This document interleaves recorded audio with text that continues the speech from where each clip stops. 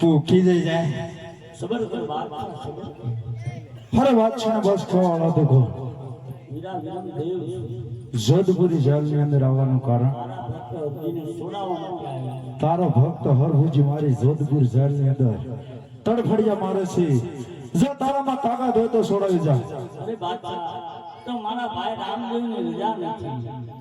તારા ભાઈ રામદેવની રજા નથી તારા ભાઈ રામદેવની રજા નથી તો જોધપુર જેલની અંદર આવ્યો છો લેવા ભટાણજી પૂરી દે આને પણ આપણે જોધપુર જેલમાં